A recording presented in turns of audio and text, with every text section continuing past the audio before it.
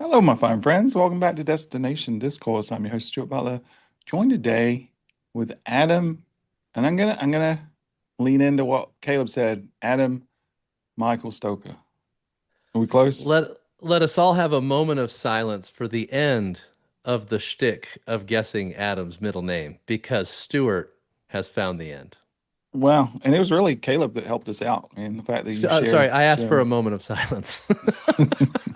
Well, as in pure you know fashion, I ignore everything you say. So yeah, I think people, including myself, are very relieved that shtick is over. But you know what? What shtick we're not sad to come back. That is the shtick. That is Matt Stiker. How are you, sir? I'm doing well. The shtick, that's very Yeah. funny. Have you ever been That called a shtick yeah, no, before? You ever been called that a was a piece of shtick nickname for a before? while. Yeah, for Yeah. sure. For sure. Yeah. The It was shtick. Sticker, Stiker. Mhm. Like Yep. it's kind of the Stikester. I don't know. Yep. We got the Stokester and the Stikester. That would have Yeah. killed in the UK. Yeah. There it is. Nice to be Oh back, man. gents. Thanks for having me. Well, we're glad it's been a few weeks, and it's just you, so Adam won't forget our other guest name today. So that's good. Katie, thank you very much. She still talks about that, Adam. Yeah, I probably heard her. I'm sure. Painful, Yeah. painful. Matt, we got you back because you wrote an interesting article. We're not going to say what it is, but I think the to say that the title of this article was clickbait to its bestest degree, I think is an understatement. So stay tuned for that. But before we get to that, the best Oh clickbait yeah. that has ever existed. It's time for Stu's News. Tell you what you need. It's Matt likes it. It's a Stu Do we Crew. need to play the whole thing every time? It sounds good today. Slower. Is it slower? It No, but sounds that like would be it took such a forever. great trick to pull on you, is to slow it down and just make it longer. Yeah. Would it though? I don't know. Yes.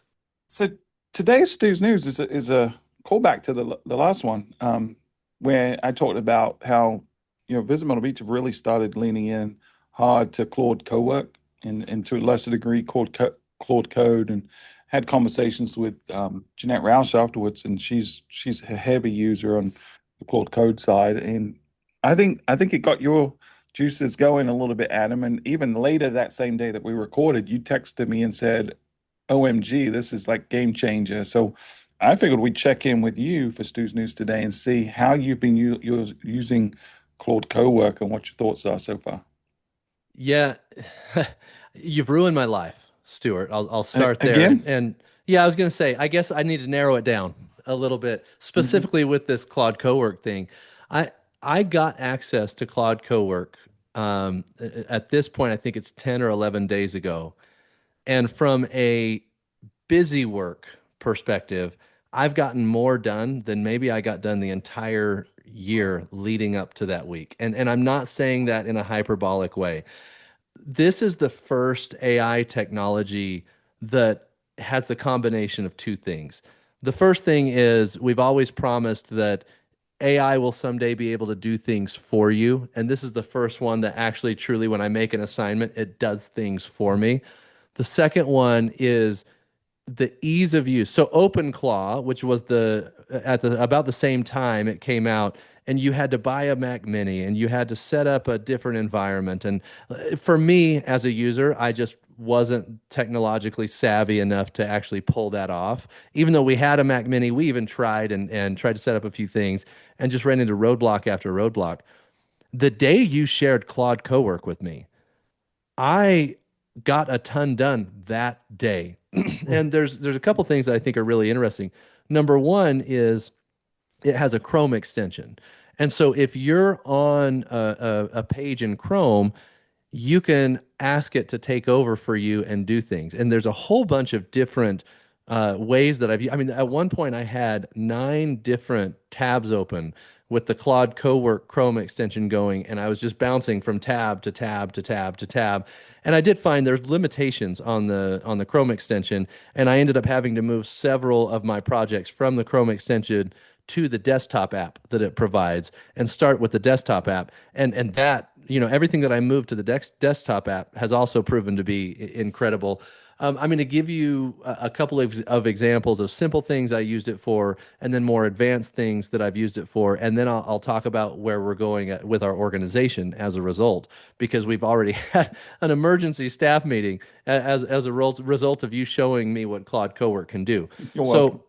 So, the first simple project I did is I opened up my LinkedIn page, and I on the LinkedIn page opened up the Claude Cowork extension, and I said, I want you to audit my LinkedIn page and tell me where I'm leaving visibility on the table for my peers, audit my content and everything, and tell me what needs to be done. It came back with 19 points that need to be improved on my LinkedIn page. And to test it out, I said, okay, of those 19 items that you gave me, what can you do yourself and what do you need me to do? And it said 13 of the 19 I can do myself. And I said, great, do it. I left the page for a little while, came back, and it had done all 13 that I had Give, asked it give to do. me, give me an example, Adam, of just like one of those things that it did for you. Yeah. So our agency used to be called Relic. And Mhm. when I updated my experience as CEO of Brand Revolt, instead of creating an entirely new description for Brand Revolt as an organization, I just updated my title with the Relic description, probably moving too quickly and just trying to check it off the list, right? And so it went and separated those two company descriptions and those two role experiences to make it more coherent and easier to understand. That's one simple example. Gotcha. Another thing that it did is it audited the performance of all of my content that I've posted on my LinkedIn. And it said, okay, based on what I'm seeing, you're doing too many video podcast clips and not enough written content. Would you Amen. I like mean, we've all felt like our feed is just drowning with Adam Stoker's I need videos. There it Claude to is. tell me that. Yeah. Oh, that's awesome. So it said, do you want me to draft content for you based on what would be really effective? And I gave it access to Destination Discourse. I gave it access to the Destination Marketing Podcast and said, sure, as long as you're using my philosophy. And I'm not going to tell you which one, but my most recent written post as of today is my highest performing one, and it was totally written by Claude Cowork. It Wow. asked me if I wanted it to schedule based on its recommended content calendar, and it scheduled my next 10 written posts based on what it thought would be most effective based on my content calendar. So we're talking like this is stuff that someone on my team or me would have spent hours doing, and I was able to, in a single session, optimize my LinkedIn profile and improve my LinkedIn content sharing strategy, right? So that's one simple example. And then we've got this new website product that we've developed for tourism destinations. I'm not going to go too deep into it. I've got other content where people can go find out what it is. But I wanted to be able to do a comprehensive audit of a destination website to evaluate their readiness for this type of a website concept, because the concept is more content first and specifically providing a streaming type experience within the website. And if you don't have enough content, you're not ready for that type of a website concept, right? So I asked it to do an audit of the websites of destinations that I'm meeting with over the next couple of weeks and give me a readiness score. And if they're not ready, to give a content roadmap of what they need to develop on the content side in order to be ready for this type of a website concept. And so I'm going to be reviewing these audits with destinations. And the cool thing about the audit that it built is it said, do you want me to build this as a repeatable skill? And I said, yes, absolutely. Once it got the methodology down for these audits, I allowed it to create a repeatable skill. So now, instead of me seeding it with all the, for example, the white paper that we wrote on destination websites and the webinar that we did on destination websites to give it the context each time, now I just have to put in the URL of the destination and it builds the comprehensive audit using the saved repeatable skill in Claude Cowork. Now we're talking about saving dozens and dozens of research and compilation hours. And I've just scratched the surface. I've probably done 40 additional tasks using Claude Cowork that are incredibly impactful to me in my business. But that's probably where I'll stop talking about what I've done and let you guys kind of chime in and ask questions if you want to. Yeah, it's great. For us, it's been transformative. I mean, I think there's a couple of things that make it different, right? One, if you got the desktop app, you can give it access to stuff. So you can give it access to your files, your folders. So it sort of now has continuous knowledge of everything that's going on. So you can say, hey, here's my brand guidelines. So anytime you create anything, I want you to stick to my brand guidelines. Melissa on our team, who heads up our analytics, we're doing a project right now where we're sort of reimagining what our dashboards are going to look like and what we're sharing on a frequent basis with the community, with our stakeholders. And I talked a little bit last episode about that, how she created a video that we're pushing out. Well, one of the things we wanted to do was audit, okay, what's every single data point we have access to? What's the frequency that it updates? Where does it live? Like, could it be better? Like, we wanted to do like this full comprehensive audit that literally would have taken weeks for Melissa to go and do that math. We gave access to all our reports, everything we do, and all our knowledge. And then we said, create this thing. And it's not 100% perfect, but it's saved days and days and days of work. And so it's a game changer. You're right. It changes the mindset from you being someone that's commanding the thing to do specific linear tasks like back and forward to now you can set an objective and it can tell you how it's going to accomplish it and let you know what you need to do and what it's going to take care of. And the browser access piece is next level. So this is just at the beginning of what we're capable of. And so what we've been saying forever is that the technology is not going to be the limit of what we can do. It's going to be the human capacity. It's going to be our imagination and our courage that's going to be the limitation. Everyone has to get scrappy at this point. Everyone has to be, let's don't worry about the intimidation factor. We've got to get comfortable being uncomfortable, because if you don't, everyone else is going to leave you in the dust at this point. This is the point of like where we've hit escape velocity. This is no longer just, it can make me sound smart in emails. This is where I can actually accomplish literally anything I can imagine. I can accomplish it now in a fraction of the time and cost. And it's not that expensive. Like, I don't know, Adam, how much you've spent total on all these projects. You know, we're signed up for the $20 a month thing. We've learned that you don't want to do everything in co-work, right? You want to do a lot of your thinking in the chat of Claude and then create a prompt that's once you've sort of thought through some things. But I haven't spent an extra penny on Claude co-work yet. I did got I the blew free through. upgrade, but other than that, it's within the $20 a month thing. I blew through it and had to go to the $100 a month because of the volume of stuff Yeah. I was trying to do with it and the complex tasks that I was asking it to do. But I mean, we're talking an additional $80 a month to get me thousands of dollars farther from a productivity perspective. It's a no-brainer. Yeah, I think we're not far away from our whole team having $100 a month account at some point. Yeah. You know. So, Matt, do you have any response? I have one more thing I want to add, but I don't want to dominate the conversation here. No, I appreciate it. It actually, and I don't, you guys tell me, but there's a nice dovetail into the conversation and some of the work that I was doing in advance of today, and some of the conversations that we were having internally about the idea of retrieval augmented generation as a skill, basically, of AI, no matter what it is. But that next level beyond just simply the retrieval of information is then the analysis and the being able to actually do something with it. And that's where I think, Stuart, you just said, that's where it starts to get really, really interesting beyond just simply thinking about this like a tool that we've been thinking about for the last several months. It shifts entirely. Yeah, Yeah. I'll give you one example, Adam, before you sort of give whatever that was you wanted to add to. But we have a local person here who's media outlet. You would consider him a blogger, right? One person, media outlet that talks a lot about politics and what's going on in our area. And up until now, he's been pretty much a one-man band that does everything himself. And he's been using AI to help him generate and create new articles and videos, right? But it's still very manual. He's still at the steering wheel. I'd say over the last 3 weeks, as this technology, Claude Cowork and OpenClaw have unleashed him, he's now created a virtual newsroom, and he's created researcher agents. He's created copywriters. He's created fact checkers. He's created publishers.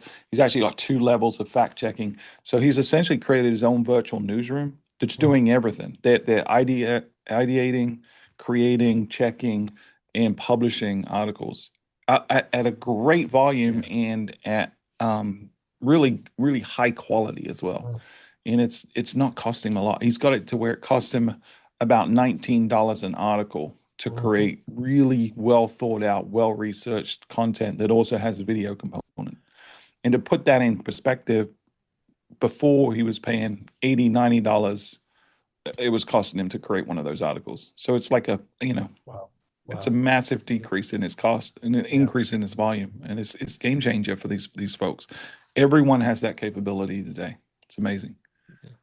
Two simple things that I just want to add. One of the things that you've actually done a good job of pointing out on this show that's a flaw of mine, Stuart, is when I think of a big idea or a big strategy, sometimes it's difficult for me to connect all the logical coherency dots through the execution, right? And sometimes you have to ask me several questions to help me kind of connect the dots and have the logic follow all the way through. I also think that's a little bit of a human flaw as well. And one of the things that I've found with Claude Cowork is if I give it a principle and ask it to help me logically connect the strategic dots all the way through, it helps maintain coherency in a large document or large strategy. And so that's a massive, massive value to me, especially knowing that that's something that I struggle with, especially articulating that. It really helps me understand at a greater level how to connect my strategy all the way through. The other thing that I want to share before we move on to the topic is this age that we're going into. It's the age of the what if person finally being able to answer their own question. When we think about innovation, you always needed like a visionary and a developer because those were two very different mindsets, or a visionary and a creative, or Yeah, Steve Jobs and Steve Wozniak. right. Yeah, you Exactly. needed that pair, Yeah. right? We are entering the age where the what if guy or the what if lady has the ability to do it on their own. And I think we're going to see a mass scaling of innovation because I don't think the bottleneck was ideas. I think the bottleneck was the combination of ideas and the ability to bring them to life. And I think we're about to see a big change in that bottleneck. Couldn't agree more. It's Yeah, I great. love it. It's great. So everyone that's listening, I encourage you to just get comfortable being uncomfortable. Go ask what if and just play around. This is this is game changing. This is the ChatGPT moment all over again. When everyone started getting on, and it took a little while, but then eventually everyone was using it to write smarter emails. We hopefully a year, 2, 3 from now, everyone is using these tools to maximize their effectiveness. And I'll go back to what we've said since the beginning. I think there are some DMOs out there that are still very cautious, still stuck in the quagmire of legal and IT limiting what they can do. I think if we are to continue to serve our communities to the best of our ability and to invest their resources to the best of our ability, it is unethical at this point not to be embracing this technology. If you're not doing the best you can, then you're going to be obsolete. Your DMO is going to be obsolete, and you probably deserve it. So now's the time to get comfortable being uncomfortable. And so There was you reminded me, Stuart, there was a Far Side cartoon, Gary Larson cartoon years ago with a dinosaur sort of sitting by like a 7-Eleven door smoking a cigarette. And the caption was the real reason dinosaurs went extinct, you know? And the analogy that I was making then at the time I was at San Francisco Travel, and the analogy that I think is a direct parallel to now is that the dinosaurs didn't have the Surgeon General's warning, right? Like they didn't have the ability to say, all this medical research has been done, and therefore we shouldn't start smoking. Where now all of this work is being done, and we have the ability to look at it and go, this is the kind of thing that if we don't do it, we're going to die. yeah, If we for don't sure. do it, we're going to be completely irrelevant. Yeah. And the great thing is it's easier than it's ever been. Even if you're intimidated, go to Lord Chat and say, hey, I'm intimidated. I need help. This is what I want to accomplish. Tell me how to do it. And it's like you've got your own personal expert that's Yeah. sitting right with you, that's Yeah. going to handhold you through every step. There's no Yeah. excuses at this point.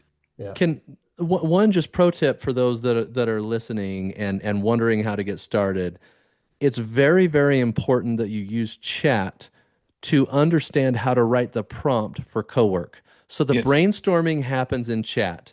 And then in chat, you say, okay, now that I feel like we've got the concept created and you understand what I'm trying to create, now I want you to give me the prompt for Claude Cowork that will help me get this done as efficiently and effectively as possible. And it will give you the line by line, word for word prompt that you then just copy and paste into Cowork and watch it go crazy. It's really important that we take the right steps. Get your idea to be coherent first, get the strategy aligned first in chat, and then ask it for the prompt for Cowork, and you'll be blown away at how much that saves you time. Mm. Yeah. And a good starting point is just to go to Claude Chat and say, or Chat GPT, it doesn't matter if you're comfortable there. Just say, I work for DMO. Here's my role. Here's the kind of things I'm doing. I'm looking for opportunities to use AI more effectively. Where should I start? Just type that prompt in and it's going to walk you through it. And then say, I'm interested in using Claude Cowork and how can that help me? And then you eventually will get to a point where you can say, give me the prompt. It's spoon fed to you at this point. Yep. It's Yep. it's ridiculously easy. Now, Yep. we talked about getting comfortable, being uncomfortable a few times. Or at least I did. I think we're gonna get a little uncomfortable now. At least Adam is, because he's like a 14-year-old boy inside. What could this be about? I don't know. But Matt, you want to share with us the title of your article and then tell us a little bit about what you meant? Yeah, sure. This is something I've been thinking about for a while, and it really the article. Have you? Thanks, Adam, for the platform on Tourism IQ.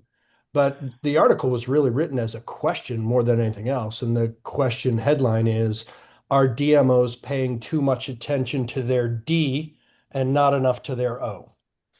And it sort of suggests that we've No, hold actually, on. Can I yeah. just say you delivered that as straight as possible with no like smirk. I don't know what you're talking about. I don't know. I What are you talking cannot about? believe for 1 second you didn't know exactly what you were doing with that title. I thought it was a really fun way to present it. Come on. Okay. It's It's very fun. clickbaity, Yeah, but very good. help us Yeah. understand why that's a problem. Well, so we've spent a lot of time, the industry has spent a lot of time talking about the M, right, in DMO. And should it be marketing? Should it be management? Should it be stewardship? Should it be leadership, et cetera? And yet I was looking at both of the letter before and the letter after and going, there's some dissonance happening there that most DMOs are focusing on the destination because it's this beautiful, incredible, whatever place that they want people to come visit, and not enough on the organization, right? So that's where the D versus O comes in. And the reason for the question is really it comes from that idea that we are, for all intents and purposes, we are an intermediary.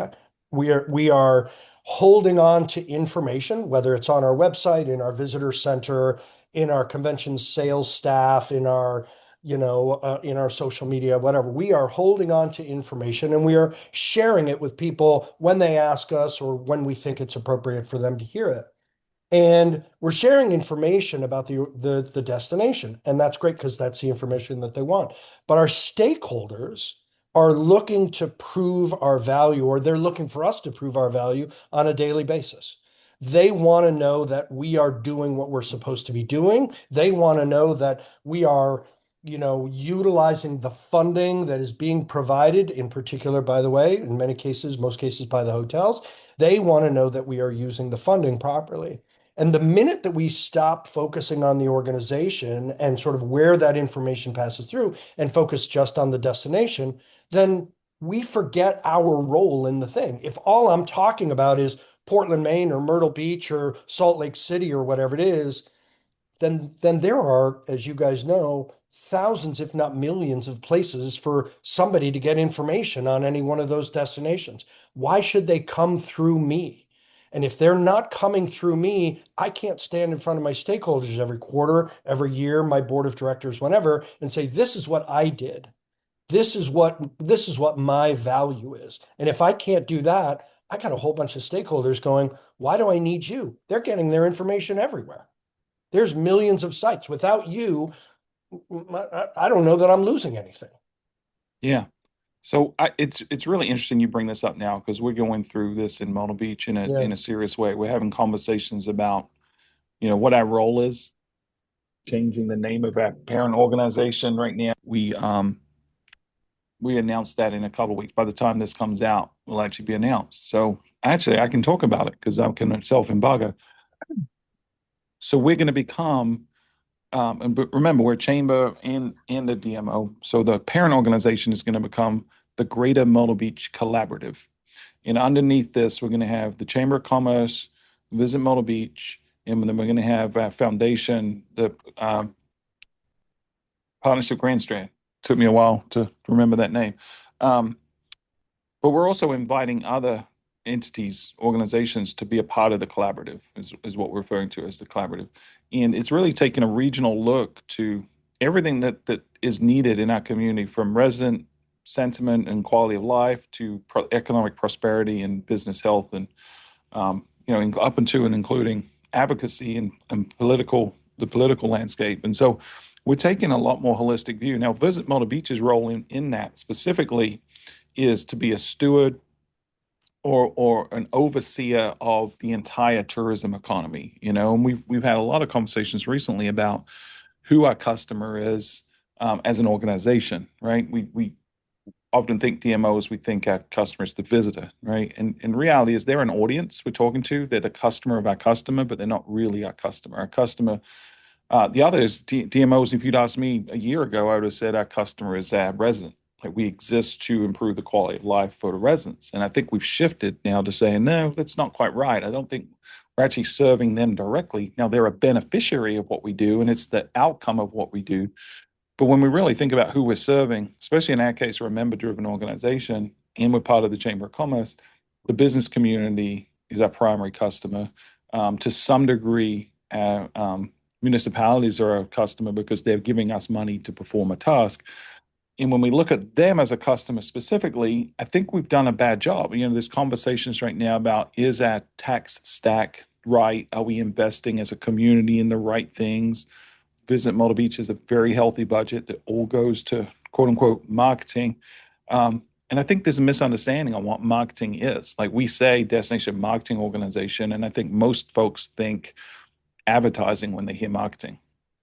And so we've made a deliberate shift as we're talking to elected officials, talking to our media, talking to our residents of, no, no, no, no. It's not just advertising. That's certainly an important part of it and always will be, but it's also reputation management. It's public relations and promotions. Sure. It's groups and meetings and conventions.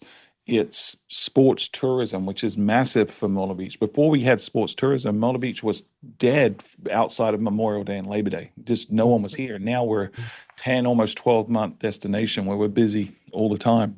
Stuart, do you think about workforce and infrastructure within that as well? Yeah, I'm going to get to that. So, Yeah. it's airline, it's Mhm. airlift. Yep. We're working Yep. with that airport to drive new routes and new carriers. It's attracting other big events too, like Mhm. festivals and PGA Tour events and stuff. So this scale and scope of what we do is significant. And I think what we're starting to do is talk about the counterfactuals.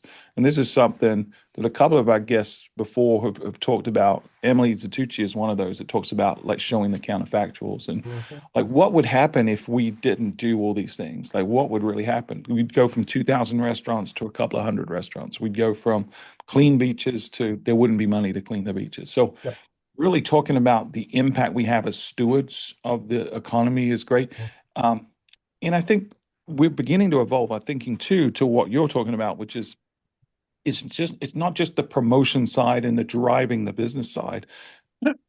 It's also the resources available, right? The Yes. natural Yes. resources, Yes. making sure the water's clean. It's Yep. also making sure the Yep. workforce is. It's also making sure that we have equitable laws. It's Yep. making sure that, Safety. Mhm. yeah, public safety is a part of Yep. it. So Absolutely. any single thing that goes into ensuring that we have a healthy and prosperous tourism economy is our responsibility to Mhm. make sure it happens. Now, that doesn't mean we're the lead or the tip of the spear on Right. every single aspect of that. Because, Sure. like air travel, air service, we're certainly not the tip of the spear. The airport is, right, which is county run. But without us, it's worse. Without Yes. us, it's not happening to the best it can. And so our job is to sort of map out everything that needs to happen in our community related to tourism. Like an example, we a couple recently, utilities is a massive thing. Myrtle Beach had a challenge with, we had a moratorium on gas connection. We maxed out the amount of natural gas coming to our community. And so Huh. the local Dominion had put a moratorium on signing any more commercial gas connections, which put a delay on new hotel builds. We got about $2 billion in new hotel bills that are ready to go, and they had to put a moratorium. So we stepped up as an organization and said, we're going to make sure this gets taken care of. And we had to change the state law to allow for more gas to come in. We're dealing right now with waste management. Like we're at a point where our natural landfills are going to fill up because of increase in tourism and population growth. We have to have a seat at that table, at least a voice in the conversation to make sure we're protecting our community and our environment for the next 20, 30, 40 years. So I think our purview is expanding as a DMO or DSO, and we've got to make sure we do a better job communicating that. Because if we're just seen as the promotion or the agency for the destination, we're not going to be relevant in a world where intermediaries aren't part of the conversation and how people choose and book travel. So I think without a little bit of kind of massaging of this concept, gosh dang it, I wish you had never written this headline. So Get your mind out of the gutter, Adam Stoker. I'm trying. So I really think that if we don't talk about this correctly, people are going to walk away with some misconceptions. So the start of the conversation, Matt, is where you talked about that we focus so much on the marketing that the D and the O, there's some dissonance between the two, right? And I think it's a pendulum that has a tendency to swing too far one way or the other. However, I think a simple way to think about this for destinations is outside of 50 miles from your destination, it's all about the D. And it's because the people that Stuart, I'm gonna clip that out. I'm totally clipping that out. I'm clipping that out. And so when you get outside of 50 miles, nobody cares about the O. But when you darn it, Stuart, stop smirking. Clipping that one out too. when you get close around the organization, a little more intimate, if you will, it's all about the O. And so it's really leaning in way too far. So, all right, so let me pick up on that then, Adam, because I think it's time somebody did. Can we have a grown up in the room? Yeah, let me see if I can put my finger on that, Adam. Oh my God. We just went from PG to E. There's the rating. Oh man. Because you sent that back to me in a text, and I really appreciated that sort of observation. And the thing that I go back to is that geography is irrelevant when I'm a stakeholder looking to prove or disprove the value of the DMO. If I've got somebody from outside 50 miles, 100 miles, 300 miles, whatever it is, coming to Myrtle Beach, but I can't count them, guess what? I don't get to take credit for them coming. That's one less person that I get to say to a hotelier, I did this, I did that. Yes, and right? while I understand that, you're looking at that from the perspective of proving value to a stakeholder, whereas absolutely. the people that we target outside of 50 miles, we have to demonstrate value to them in order to get them to visit. 100%. Yes. But that's again, different. We are the official, tourism resource for whatever the destination is. So they have to come through us in order to get the best information. Right. So somehow I can't just be out there saying that's biased. Myrtle Beach is great because, believe it or not, guess what? Like if they're not coming through Stuart's organization, it's irrelevant how many people are coming if ultimately he can't take credit for that. I don't know that I agree. No? I don't know that I agree. Okay. So I think we as an industry have a habit of overstating our influence. I think if I was being realistic, for sure, because we're about incrementality, right? Yes. If Visit Myrtle Beach didn't exist, we'd still have hotels, we'd still have restaurants, we'd Sure. still have visitors, right? We Sure. had Yep. visitors before we were in existence, before we were well funded. I mean, we literally went from a $4 million a year organization to a $40 million a year budget overnight when we introduced our tourism development fee. And we Sure. went from, in that case, from 12 million visitors a year prior to the TDF to now close to 20 million. So it's 6 Mhm. million incremental, right? And I Mhm. don't even think it's fair for us to say, hey, we can claim credit for the additional 6 million. It could have gone down, it could have gone up. I don't know. But even if I was being super generous, only a third of the folks that are coming here, I could claim are as old as me. Totally fair. And I think that's being very, very generous. I think Yep. it's probably significantly smaller than that. So we're about maximizing, right? We're about taking a destination that already has assets in promoting, because without the assets, we can't promote it. I think 99% of the visitors that come here have no idea that a DMO exists, has no idea that they even touched one of our influence points, because when they see, you know, uh, Today Show talking about Myrtle Beach and autism friendly work, they Sure. they don't Sure. know that Nope. was conjured up, or when they see a Nope. restaurant just got a James Beard um, But if it went away, finalist, they you don't would know. notice. If it went away, you would notice. Or the community would notice, the Yeah, visitor might absolutely. not, right? Consciously, they wouldn't know. They would just be seeing something else in its place. So they don't think about it. I don't think we need to worry so much about providing value to them. I think it's more about educating them and driving awareness and attention about our destination. I don't think they value what we do at all. They behave a certain way because we're influencing that.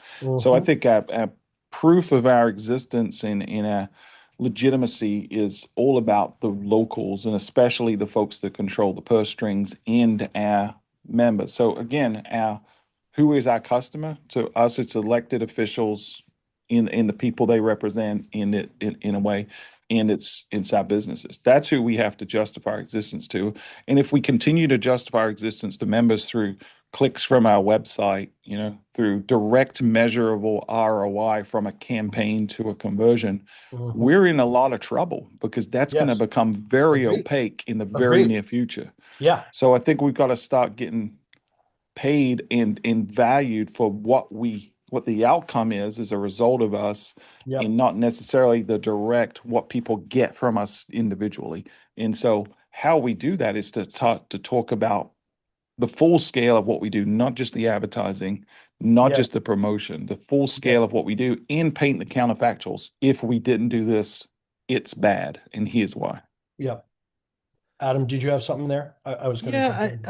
I think the place where I'm struggling is Yeah. if we overinvest on the actual relevance side, there's a rabbit hole that we can go down that would actually sacrifice the visitor experience in some way, shape, or form. And so, what I mean by that is, Stuart, you mentioned the house of cards of website clicks that have been the primary method of demonstrating value to stakeholders for the last however many years. But now, when traffic's going down, now when AI is disintermediating the experience almost entirely in some cases, that really hurts our ability to communicate value. But if we focus so much on taking credit, and that's the word you were using, Matt, is taking credit for that Hmm. Hmm. visitation, Hmm. you're going to sacrifice some inspirational branding and just experience promotion tactics in an effort to try to make sure that you can claim credit for all of the impact that's happening in the destination. And that's my fear, is the overcorrection of, Yeah. because outside the destination, the D is all that matters. Hmm. Inside the destination, the O is all that matters. Hmm. And Hmm. I think it's really like, at least I can give everybody that's listening kind of a clear framework for that of hey, within 50 miles, you need to promote the O. And outside of 50 miles, you need to focus entirely on the destination because they don't care about the O. Yeah, that I agree with. And Matt's run sessions at different conferences about marketing the marketing, right? Telling people what we do locally, and even gave I in one of the sessions, it was a group conversation setting. Someone gave me a really good insight that we shared on the show before, which is when you're negotiating paid media contracts with people outside, like say it's a national company like iHeart or Pandora or something like that, negotiate in some local media for free, a value Hmm. add that you use to promote Yep. market the marketing. Promote But the O. I, Yep. I think it goes beyond that, right? Because I think Mm. if we still try to tie our value to vanity KPIs and those KPIs become our goal and our target, then we're in trouble, right? The old adage that when a measure becomes a target, it's no longer a useful measure has Mhm. never been truer than it is today. And Mhm. so we've got to double down. Where we need to be spending time is on relationships, is on human conversations, not on reports, is actually getting to spend time and break bread and sit across and have real honest conversations with elected officials, with our primary stakeholders, with the investors in our organizations to understand their challenges and then to make them aware of what our role is and how we can help and show victories, right? So I'll give an example. The fact that we were at the table with this gas situation, natural gas situation in Myrtle Beach, we're not doing that to take credit. And if we start with the idea of we want to be the hero, we want to take credit, we're going to set ourselves up fair. We just Yeah. went there with a collaborative mindset and said, how can we help? How can we leverage our resources, our time, our money, and our energies and our skills to positively impact the outcome? And there's hundreds of people that now saw what we did and appreciate what we did that now see a value in us that is not a measurable value in terms of a report, right? But it made a positive impact Yeah, on our for sure. community. For So sure. we've got to be so Locally. ingrained Yep. and so Yep. collaborative with Yep. everyone in our community Yep. that they just instinctively know what our value is. We don't have Yep. to tell them about it. We don't have to seek credit about it. They feel it. It's real. And That's again, how we need to operate. I think I completely get the idea that within a certain geographic framework, that O is really, really important. The thing that I keep coming back to is the idea that we are effectively, DMOs are, I should say, effectively an intermediary, and that somebody here needs information about a place or a company or a product or a service over here, and they're coming to the intermediary because the intermediary, to some extent, is the aggregator or the curator of that information, right? And I feel like what I'm seeing is the Tower Records of the world or the Blockbuster Videos of the world, which became this expert in music or became this expert in video or whatever it was, that then all of a sudden, guess what? There's a completely different way. I don't need them anymore because I can get the information about that thing or I can get those things from elsewhere. And as soon as I can get those things from elsewhere, that intermediary is irrelevant, right? That again, if I as Tower Records can't talk about sales or Blockbuster Video can't talk about rental revenue, I'm irrelevant as a business, right? So again, I totally appreciate the within 50 miles I have to be talking about the O. And Adam, I also totally get your point about like you don't want to compromise or sacrifice the information about the destination in favor of the organization. But I'll read you something that we wrote, this is years ago, and it's still part of the San Francisco Travel Manifesto. And the thing that I like about it so much is that it gives the organization a role. I won't read the whole manifesto, but it says, as proud as we are to help people arrange their visits to San Francisco, we see our mission in even broader scope. We believe our true value lies not just in our ability to sell our city, but in our role as curators of the most interesting 49 square miles on the planet. We are the San Francisco Travel Association, and we are the window to the city by the bay. It gives them a role, right? You have to come through the window in order to get the best experience because they're the ones that can give you the best experience.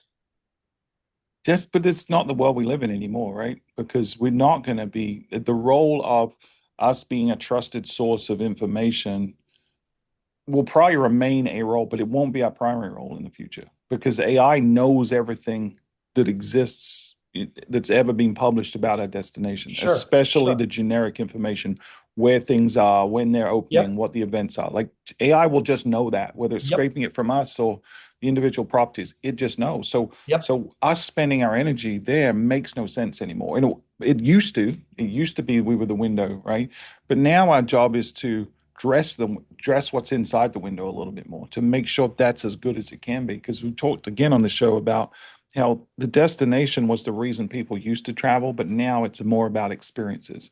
So we've got Mhm. to make sure we've got to be invested in making sure customer service is top notch, that people are Yes. investing in their product, that they're creating novelty, that they're using social media appropriately, that they're turning their visitors into crazy advocates that are going and spreading and evangelizing about our properties. So our role is shifting. We're still doing stuff that the businesses individually can't do at the same scale, but we're sort of shifting our role to be more curators of the experiences, not Hmm. just the stories, which Hmm. is what we were. We still want Yep. to tell the stories, and we still want to do it from a unique first person novel way where we're Sure. creating content no one else has, Sure. but we're distributing that in different ways, not just our website, but on social Yep. media. Yep. And we Sure. need to forget about ownership, like the fact that, I mean, content is being democratized for sure, but Yep. publishing is too. And so we don't necessarily need to feel like everything has to live on our website or everything has to live on our Yes. social channels. Yes. We just need to make sure it's happening. And that sometimes that's just educating our members on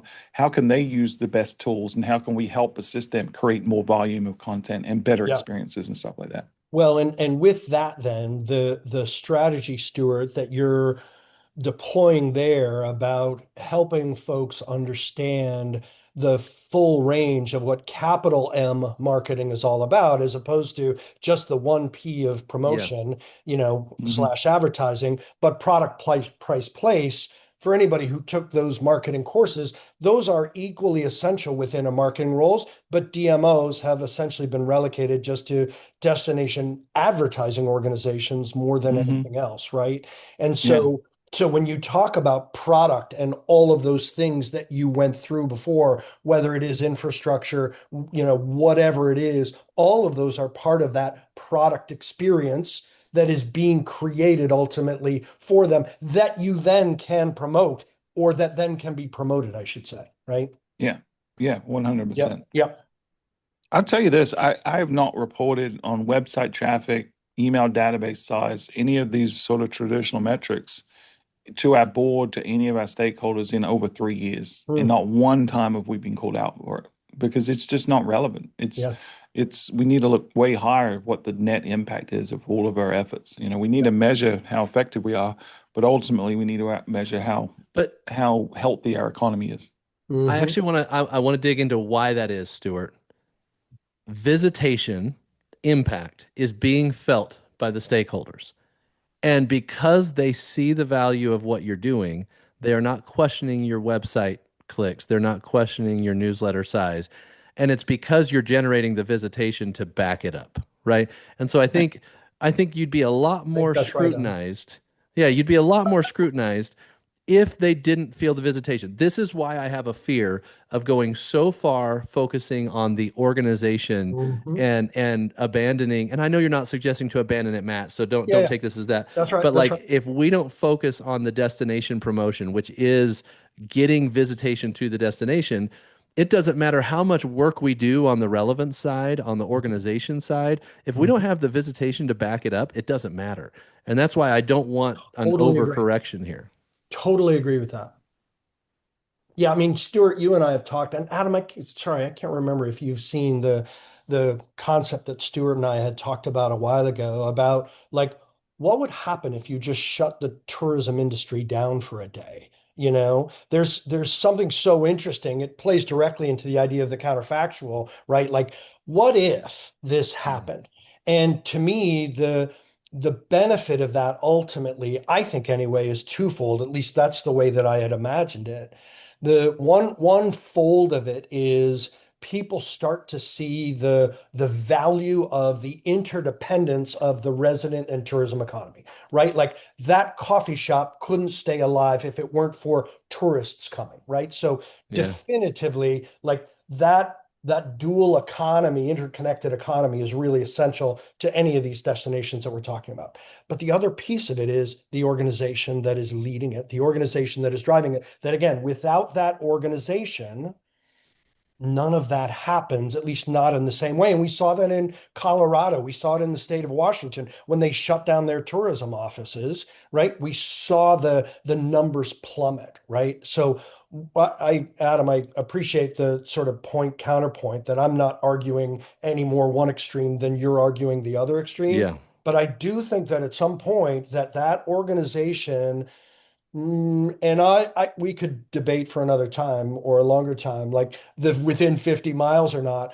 I Yeah. certainly get within the 50 miles, but to me, there's something that's really important still about making sure that people, and sure, again, I'm hearing your voice in my head, but people are still knowing where they're coming through in order to get to that place.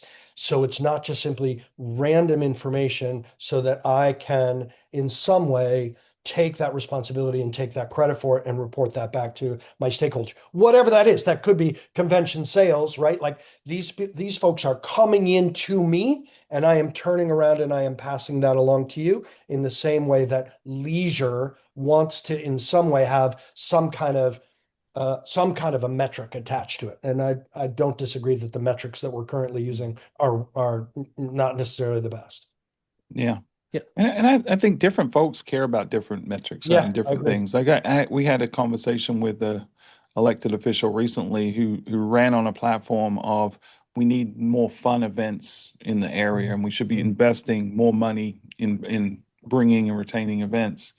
Um, and when we actually sat down and had a conversation and shared a little bit about how current events work and what money is being spent, we'd ask them, like, what do you think would be an amount out of the budget we spend to invest in events? And he was like, I don't know, 1.8, $2 million a year. And we're like, well, we're spending a lot more than that already. We've got things like the One Flight Myrtle Beach Classic and the largest country music festival on the East Coast, and like these other massive events that we're incentivizing in different ways. World's Strongest Man's coming back in a couple of weeks. These things take money and effort to get, and so this notion that we could spend $1.8 million to magically create all these events was just it was based in belief and not the actual reality of what's going on. But as soon as we explained that, he's like, well, that makes total sense. Like I had Mhm. no idea that mechanism Yeah. exists. And so we've adopted a new phrase within our organization. It actually came from a president of our chamber, but we were presenting some stuff one time internally.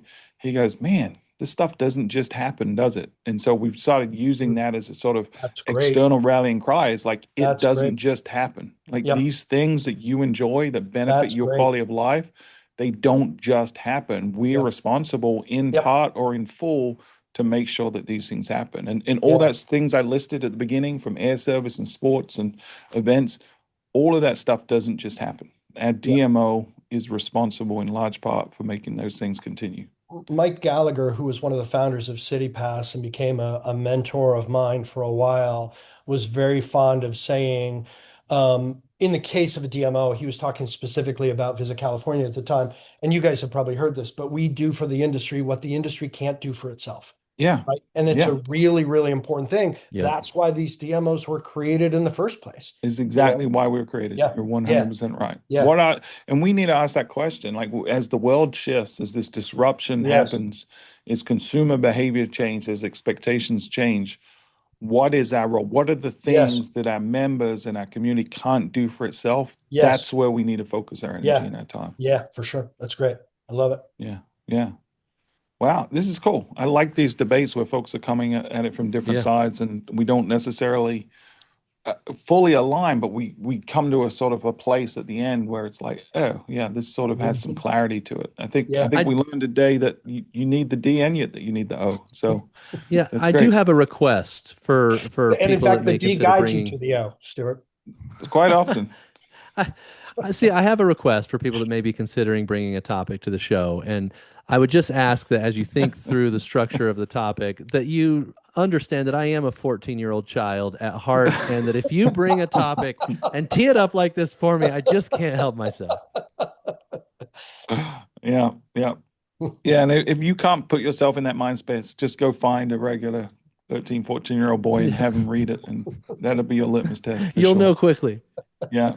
Yep, yep, yep, yep. This is great, Matt. I appreciate you. You're welcome back. Obviously, Yeah, thanks, guys. anytime. Always, Are there always any enjoy it. final takeaways or thoughts that you want to share with the audience? Just listen to this juvenile delinquency. No, echo what you just shared, that being able to debate this in a way that allows voices to be heard who have different perspectives is really important. And I would say that probably as a as a thought for the industry, that unfortunately for whatever reason, when we sit at conferences and we have panels at conferences, it's very rare that we find this same kind of sort of respectful disagreement where everybody is sort of pushed into the middle and everybody Hmm. agrees on everything. And Hmm. it's harder, I think, as somebody sitting in the audience to really take away the sort of intellectual curiosity and intellectual discernment that needs to come from hearing people have this kind of discourse. That's why the show exists, man. It, Yeah. it drives me Hmm. crazy. I think anyone that puts on a conferences, like really think about what Matt just said. Like really Yeah. try to set up a dais of folks, especially on panels, that don't have the same perspective, that are Yeah. willing to disagree Yeah. publicly. Yeah. And if you don't know who those people are, I think all three of us would be willing to play that role of Yeah. the dissenter on Well, any topic. Yeah. I wrote a news, and I know we got to go, but I wrote a newsletter specifically to the conferences in our industry in the last Wait, week or wait, so. did you write it or did AI write it? None of your business, Stuart. It's none of your I may have business. seen this, Adam. I may have seen that. That But may, yeah. yeah, I talked a lot about, and by the way, just to be clear, I'm sure AI played a part. Hmm. But the way we do it is I have a meeting with my team about what I want to talk about, and then they write it up and then bring it to me for approval, and so it works out great. But anyway, I wrote about what I think the new conference format and feel needs to be if you want to truly engage the audience. Mhm. And I was really proud of that piece because I think something needs to change. It's exactly what you just mentioned, Matt. Yeah. Yeah. Yeah, I think if anyone listening wants to embrace that, what we should do is say, sponsor this event. We'll host it in Myrtle Beach. Hmm. We'll be panelists. It'll be a win-win-win. Like that's great. We'll I bring like it. tourism to Myrtle Beach, I like it. and everyone else is happy. That's good. So Yeah. let's do it. Don't go Ah, through the O though. Don't go through the O. Just Well, that's where it ends. oh man, Adam, any final thoughts other than No, those? Matt, I And where can they appreciate find you? your thought leadership in the space. It yeah, it but it really is. Um, it's very stimulating to read what other people have to say and then be able to react to it, have a conversation. But stop it, Stuart. Um, to have a conversation about it. It's been really valuable to me, and I want to keep this going and do it more often. yeah, great. So yeah, great stuff. Thanks, bud. Yeah, Appreciate and that. and Always enjoy. Adam, I think you were the one that introduced Matt and me, and so I appreciate that because he's Yeah. definitely challenged me, and he's even come up with crazy ideas that even I'm not quite comfortable executing quite yet. So More to come on that, by the way. Yeah, yeah, yeah. good, Wait, good, good. stay tuned for the O in Myrtle Beach, right? I don't even. All right, I may have already done this, Matt. Adam confused me. Can you let people know where to find you? Yeah, it's mstiker at maddenmedia.com. Soon to be. Actually, I don't know what the URL is going to be, but with the recent acquisition of Karsh-Hagen, there will be an adjustment to the URL and to our website address, or to our email addresses rather. But for now, you can get me at mstiker at maddenmedia.com or on LinkedIn. Great. And Adam? LinkedIn, Adam Stoker, Adam at thebrandrevolt.com, or of course, you can find me on Tourism IQ. And by finding Adam on LinkedIn, what he means is you'll find his robots that are doing all his work now. They're So going to if you get get you. weird comments, is that the excuse when you try to like slide into people's DMs now? You're gonna be like, it was the AI. That's what it was. What does that mean? I don't know. How long, by the way, before you are doing that as like audio animatronically, like as an actual AI figure where you're doing your blogs and it can just pump out constant blogs, video blogs of you promoting something. It's coming offline. I'll tell you about something I asked it and wanted it to do. Oh, I'm So psyched to we hear can it. talk about that when I'm we're psyched to not hear it. recording. Yeah, that's awesome. Awesome. Thank you guys for being here. Thank you for listening. Apologies if we offended anyone, but it's Matt's and Adam's fault for sure. You can find me at stuart.butler at visitmodelbeach.com and you can find me on LinkedIn. Thank you for listening. Until next time, this has been Destination Discourse. Thanks, everybody.